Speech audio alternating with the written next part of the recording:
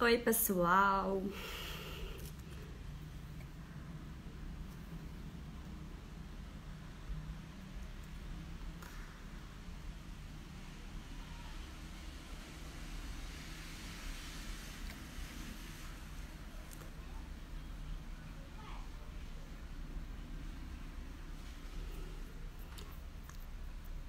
Oi, galera, tudo bem? Como vocês estão? Daqui a pouco a gente vai começar a nossa live.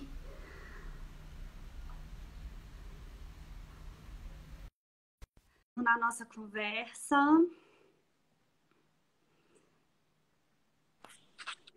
Ah, eu tô virada. Ixi, peraí. Peraí, deixa eu ajustar aqui que eu tinha colocado ela do outro jeito.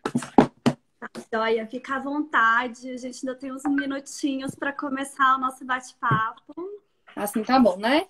Tá ótimo. E aí, como é que você tá? Tudo bem, graças a Deus. Essa quarentena, né? Morrendo Pois de é. saudade das pessoas. Eu também, morrendo. Tô doida pra dar um abraço em todo mundo. Não vai ser possível tão cedo, né? É verdade.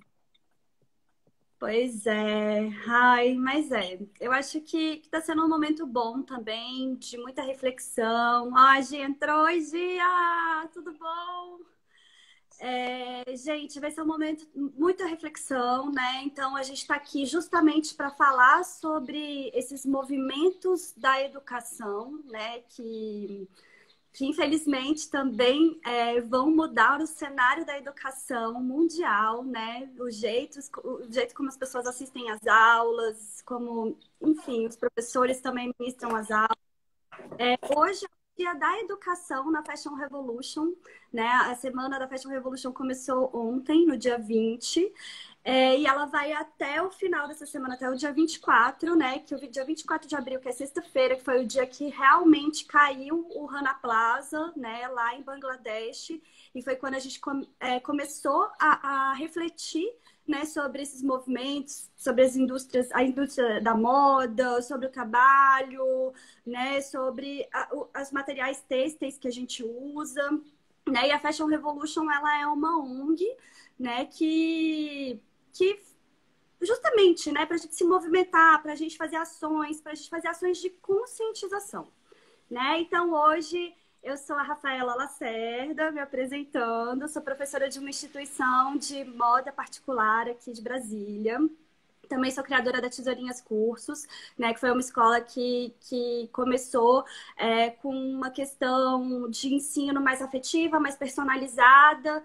E né, a gente está aí agora nesse movimento também tentando nos transformar, tentando nos readaptar e nos ressignificar também, porque todo mundo vai precisar, né? E eu convidei aqui a Fernanda Juma, né, que ela é minha aluna dessa instituição particular de moda aqui em Brasília. E a gente está aqui justamente para falar hoje das visões dos professores, né, em meio a essa pandemia, em meio a essa loucura, e da visão dos alunos, né? São visões bem diferentes, né? Cada um com seus desafios.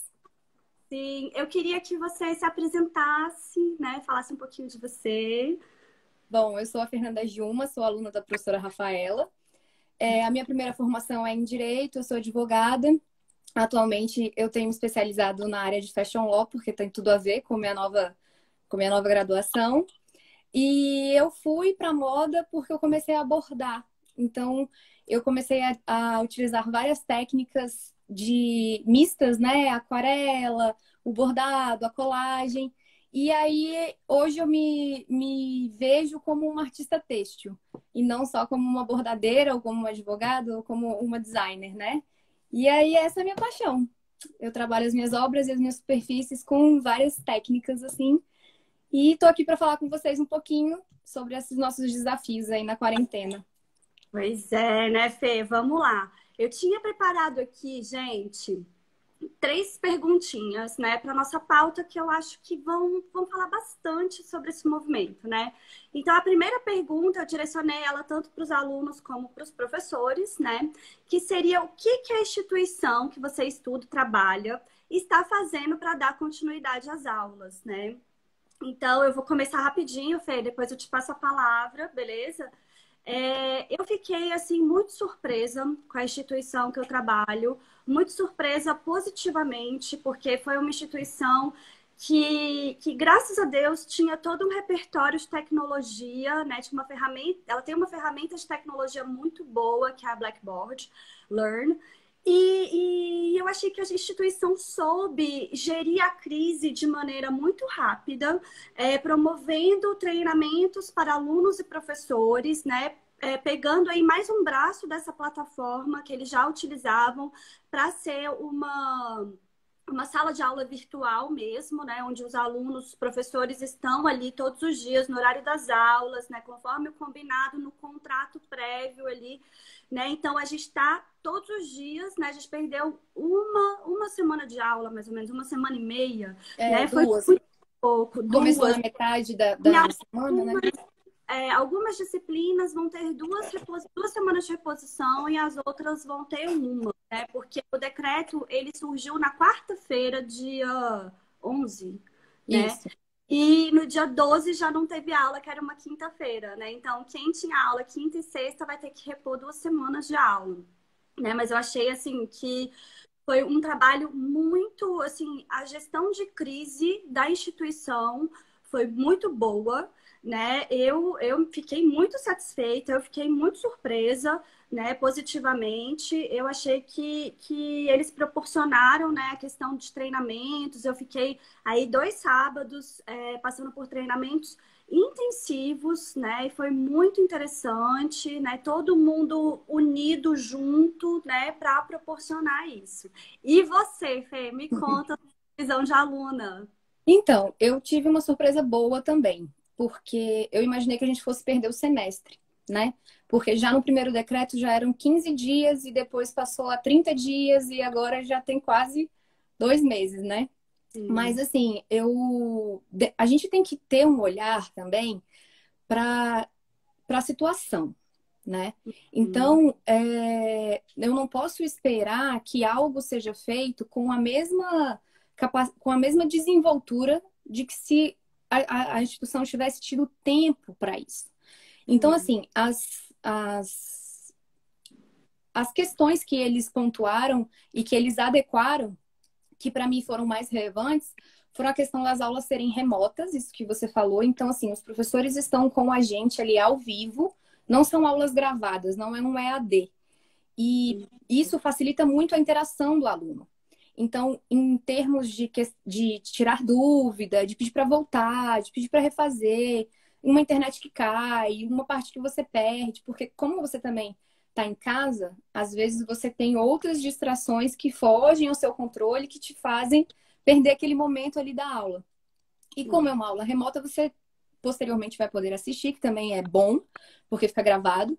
Mas ali no momento você já consegue tirar a dúvida. Então, para mim, por ser remota, ficou muito bom.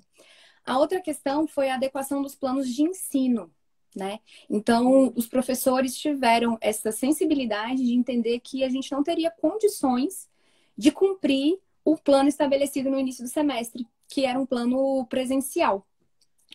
E a última questão que também foi muito importante para mim foi a questão da flexibilização, tanto dos prazos, né, quanto do acesso, de várias questões que foram dificultadas por conta de não estar presente, né? E, inclusive, nós temos muitas atividades práticas. E de todas elas, a única que a gente não conseguiu levar até o final no meu caso, né, do segundo semestre, é a moagem, que a gente precisa do manequim. E aí, como não é todo mundo que tem, pouquíssimas pessoas têm o manequim, e pouquíssimas pessoas têm condições de adquirir esse manequim, a instituição flexibilizou no sentido assim, se não der para um, a gente suspende para todo mundo e depois refaz. E aí ninguém se prejudica nessa questão dos prazos, porque essa flexibilização ela foi bem abrangente. Esses, para mim, foram os pontos que realmente foram bons e que têm trazido muita qualidade para as nossas aulas durante a quarentena, né? Sim, pois é. E isso foi assim um quebra-cabeça que a gente teve que fazer também. O plano de ensino, gente, a gente teve que pegar o plano de ensino original, com as datas originais, fazer uma planilha concomitante, né? Para ir adaptando as atividades que iam acontecer remotamente, né? Então, realmente, e disciplinas práticas, né? Impossível, assim, a gente conseguir também ministrar, mas a gente está buscando soluções, né?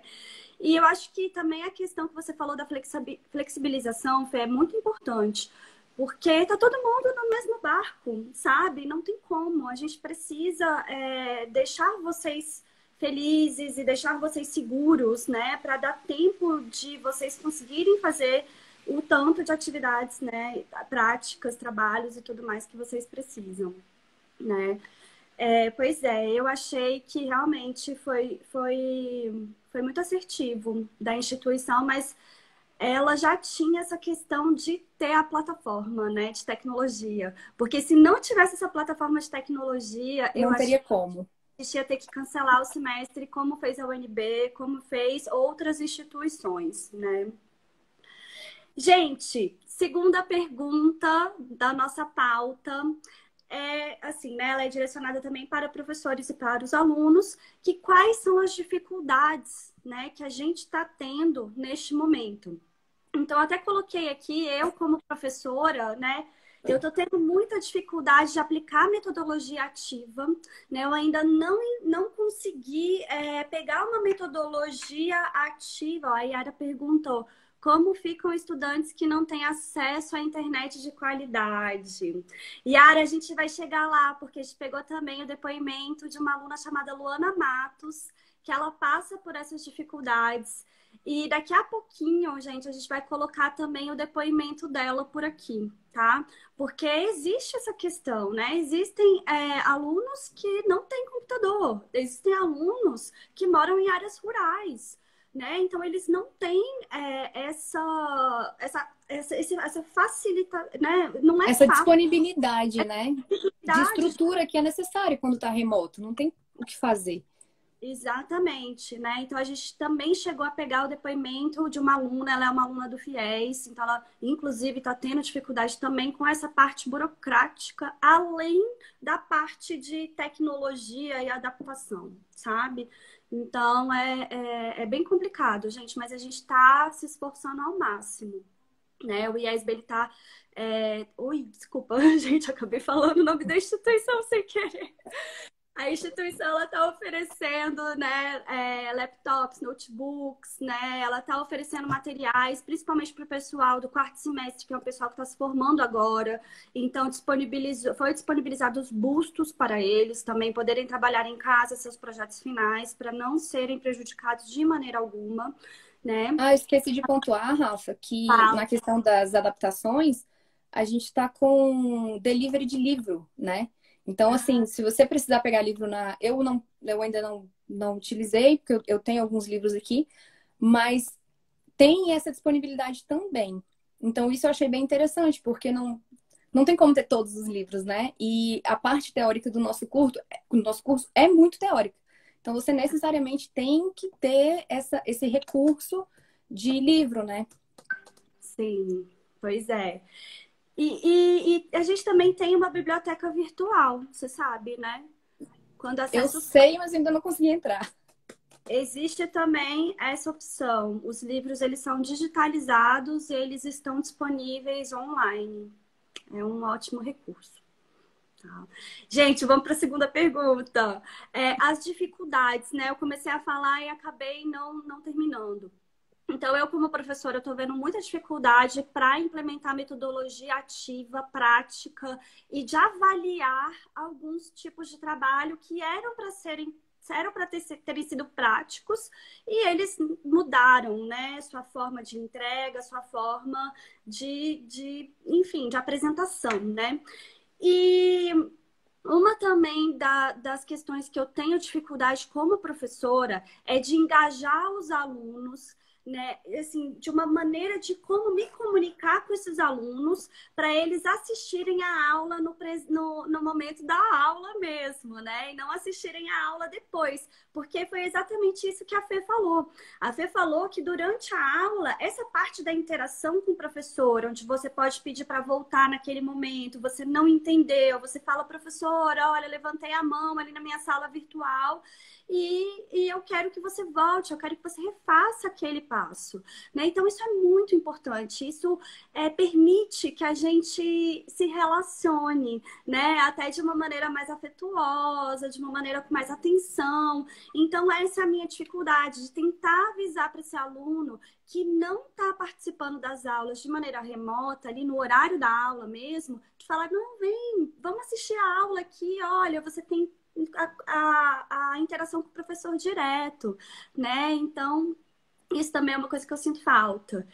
E também uma coisa que eu tô sentindo dificuldade é que a gente está trabalhando o dobro, né? A gente está trabalhando o dobro justamente para se reinventar, para buscar essas metodologias ativas que são adaptadas para o ambiente virtual. Então, assim, a gente tem... E eu tenho uma dificuldade porque eu tenho a minha filha, né? Eu tenho uma filha de 6 anos, que ela está tendo aulas de casa, e tem um dia da semana que eu dou aula de manhã e ela tem aula de inglês no mesmo horário. Então, assim, é bem complicado essa questão de gerir, porque a minha casa só pega internet na sala e não tem outro lugar, sabe? E não dá para colocar ela no quarto, ou eu no quarto e ela na sala, né? Então, a gente está tendo essa dificuldade também, né? De ficar conflitando, né? Vamos lá, Fê, quais as suas... As minhas dificuldades, elas são um pouquinho, assim, estruturais também. A questão da internet, porque acabaram de comentar, há pouco comentaram sobre os alunos que não têm uma internet boa. Mas tem gente que tem uma internet boa, só que na hora da aula, como é um horário de pico e tá todo mundo usando, acaba que você tem problemas e você cai, e você não consegue acompanhar ali no momento. E depois o pessoal também, algumas pessoas estão reclamando que não conseguem ver os vídeos também com muita qualidade por essa questão. Que aí é uma questão estrutural e tá todo mundo passando por isso, né? Não é uma prerrogativa nossa. A questão das aulas práticas, né? Que por mais que a gente adapte tudo o que é possível adaptar, você tem uma certa dificuldade porque você não tem todo o recurso necessário para você fazer aquilo ali com a excelência que você faria se você estivesse numa aula presencial. E perguntaram ali também, eu só não consegui ler quem era, se acha que seria possível o EAD do curso de moda.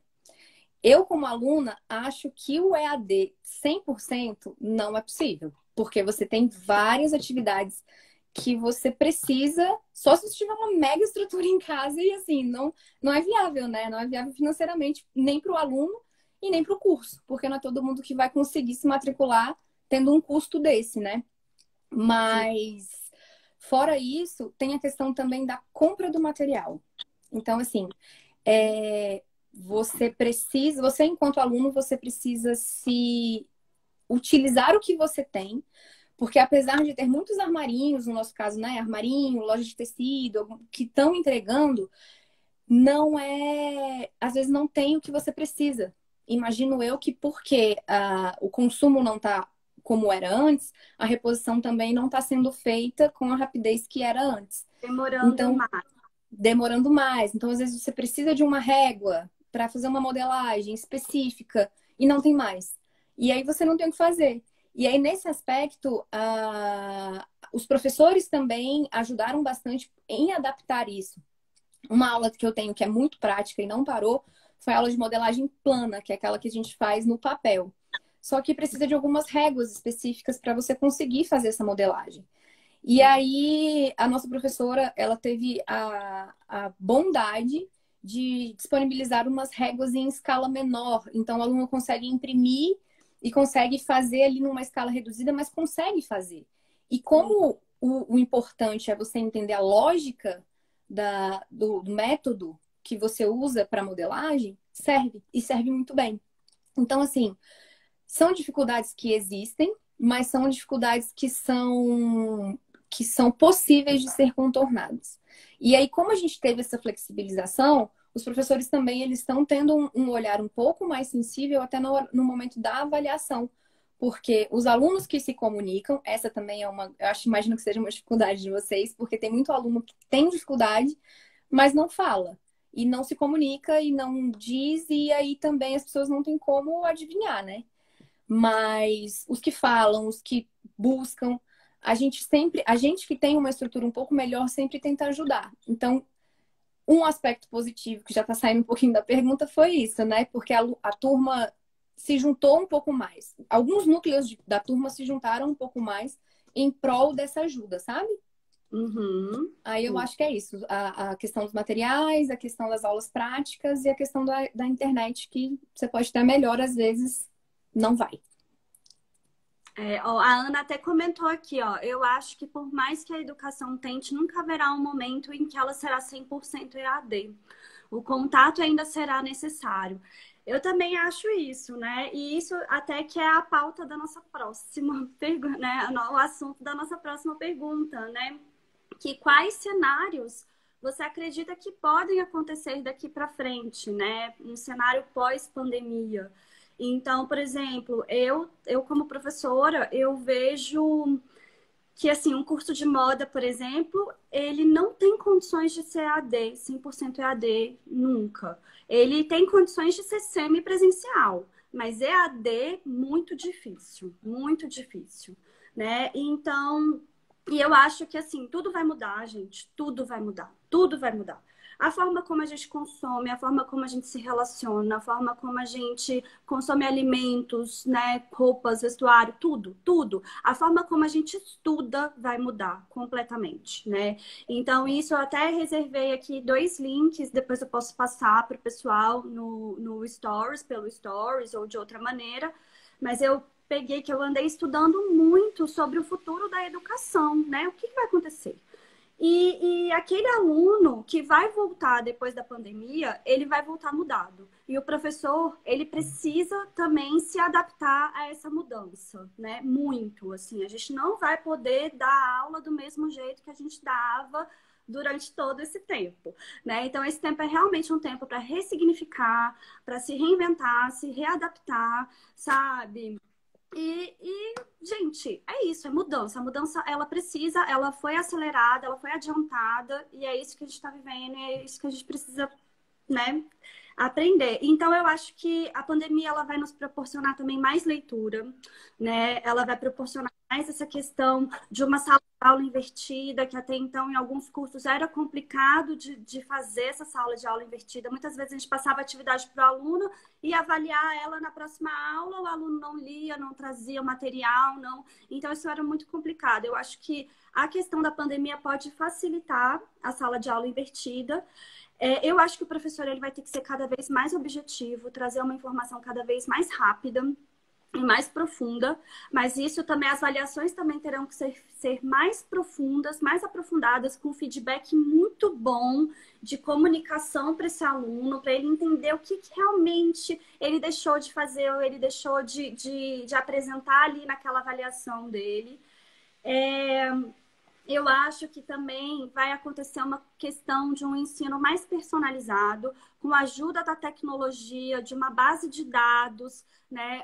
Tanto para prospecção de alunos, né? Já voltado, direcionado para aquele aluno, para o que ele interessa a ele, o perfil dele, né? E depois que a instituição tem esse aluno já matriculado na instituição, é a questão de manter esse aluno sendo atendido, né? E também vai utilizar da tecnologia, né, de base de dados para cada vez trazer esse ensino mais personalizado, né? Gente, eu tô falando tudo isso não é por achismo, tá? Eu me embasei mesmo em sites, em estudos, né, que estavam, assim, prevendo a educação pré-pandemia e agora pós-pandemia, né? Então, eu peguei todos os artigos agora de abril, assim, abril de 2020, né? Super atualizados e com vários... Porque, gente, ninguém sabe o que vai acontecer. A incerteza tá aí, ó, perando, né? Então, a gente precisa prever cenários diversos para tentar entender como... Quando surgir, quando acontecer mesmo aquele cenário, a gente já saber o que a gente vai fazer, né? Mas é isso. Deixa eu ver se tem mais algum ponto aqui. Eu acho que é isso. E você, É. Fê? O que você acha que vai Então, eu evitei ler um pouquinho a parte mais técnica, justamente porque eu queria dar uma visão empírica, né, da minha vivência enquanto aluna e toda essa mudança. E eu acho que um dos grandes aspectos que vão mudar é a questão da economia de tempo, da valorização do tempo. Então eu percebi o quanto o tempo ele é caro, o quanto tempo de deslocamento para a faculdade ele me custa, o quanto de tempo de acordar mais cedo, do trânsito, de todas essas questões, ele é caro e é uma coisa que às vezes a gente não parava para pensar. Eu tenho pensado muito sobre isso. Outra questão também é a autorresponsabilidade do aluno. Porque quando a gente está numa aula presencial, você deposita um pouco de todas dessas demandas no professor. Então, você é um aluno um pouco mais passivo, né? E depender. você dependente. E quando você está à distância, você precisa dar um jeito. Porque ou você faz ou você não faz. Ou você perde aquela atividade, aquela nota. Então, eu acho que é um aspecto muito bom. Porque eu, pelo menos, aprendi muito com essa questão do EAD e da gestão do meu tempo, até para minha questão profissional. Então, assim, eu faço agora, eu tenho tal horário para fazer tal coisa, eu tenho tal horário para fazer tal coisa, porque se a gente não se organiza na nossa rotina em casa, vira uma bagunça e você não consegue fazer absolutamente nada. Outra questão que eu acho que vai mudar bastante também é algo muito mais geral, que aí não é mais só para o curso de moda. Mas eu percebo que o EAD, de uma forma geral, ele tinha muito preconceito. Então era muito comum você escutar a frase: ah, mas ela formou à distância. Ah, não, ele fez um curso à distância. Como se fosse algo com menos Sim. qualidade do que Uhum. realmente é, né? E aí, como todo mundo teve que passar por esse processo do EAD e entender que sim, tem uma qualidade, que essa qualidade, assim como no presencial, ela é construída não pela aula, mas ela é construída pelo interesse do aluno, não só pela aula, obviamente, né? Pelo tempo que aquele aluno dedica aquilo ali, pelo que ele se interessa, e não é a aula que define a qualidade do profissional que está sendo formado. Isso, para mim, ficou muito claro depois que a gente começou a fazer as aulas EAD. Sim. Porque antigamente eu, inclusive, tinha um pouco dessa visão. Tudo E depende. aí tudo depende do aluno. Inclusive, eu acho, assim, eu tenho até alguns colegas que brigam comigo, porque eu falo, gente, as aulas EAD as aulas à distância estão ótimas. Na hora que eu quero perguntar, o professor tá ali, eu levanto a mão, não preciso esperar ele dar a volta na sala inteira para me responder, e às vezes a pergunta já até foi embora. Né? Porque como é disciplina prática, o professor ele vai passando, né, de mês em mês e vai te auxiliando. Então, assim, eu sou suspeita para falar porque eu me adaptei muito bem às aulas e, assim, eu acho que a equipe de professores também ajudou bastante, porque são professores disponíveis, né? E param, e como eu já falei, voltam, e você pode perguntar 500 vezes, e eles voltam 500 vezes. Então, assim, de repente, com uma outra postura do docente, a minha experiência também tivesse sido outra, né? Então, eu acho Sim. que a gente tem que ter um olhar, né? Tanto o professor quanto o aluno, um olhar mais acessível, né, para todas essas questões. Então, entender que o professor também tem as dificuldades dele, assim como o professor entende que é as nossas dificuldades. E também porque é algo muito novo, né, Rafa? O novo é Sim. muito difícil. Depois, Não, quando você vai entendendo a lógica daquilo ali, tudo fica mais fácil. E eu acho que é isso. não, e tá todo mundo no mesmo barco, sabe? Então, assim, desde o momento que a gente ficou sabendo que a gente ia parar, né? Aí a reitoria foi, se uniu, fez reuniões, depois a coordenadora passou pra gente. Então, a gente percebeu, assim, que a equipe se uniu, os alunos se uniram aos professores, né? Justamente porque é uma situação nova para todo mundo. Ninguém tem controle sobre a situação, né? É um motivo realmente de força maior. E eu tô achando que tá todo mundo, assim, a maioria das pessoas estão com muita empatia. Não, a Cecília tá aqui, gente. Ela É, a falou Cecília tá aí, é minha colega de sala. de aula, né? Ó, eu acho que se você tiver um novo olhar, a aula remota realmente está boa, né?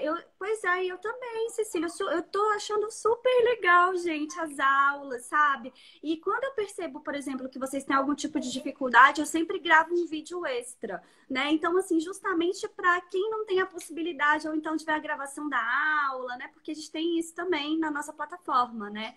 Tem ali a gravação, fica disponibilizada, né? Ai, a Ana tá aqui. Oi, Ana! Eu acho também, Rafa, que um ponto muito importante é a gente olhar para a solução do problema e não do problema.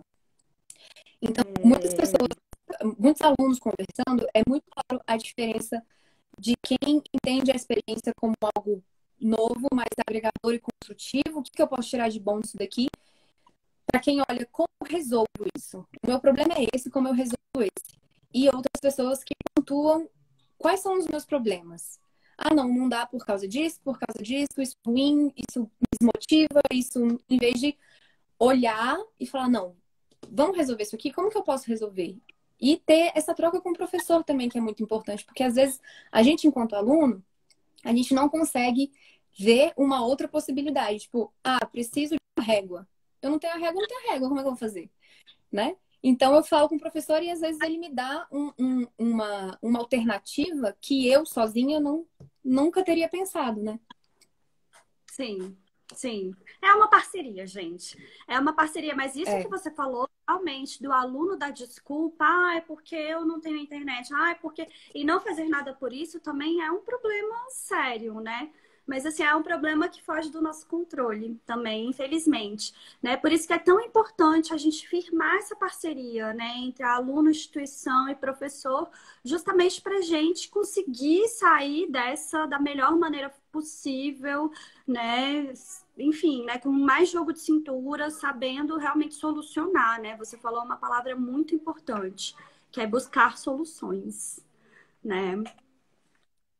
Pois é, gente, olha, temos já 26 minutos de live. Era para ter sido em 20, mas a nossa conversa foi muito bacana. Se o pessoal que está assistindo, né, a gente tem 22 pessoas no momento assistindo.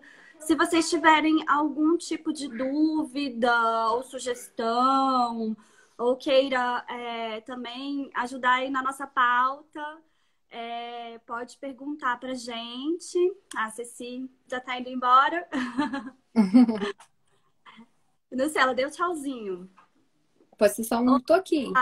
Obrigada. Ó, a minha filha Olha que apareceu. dali, a Lívia.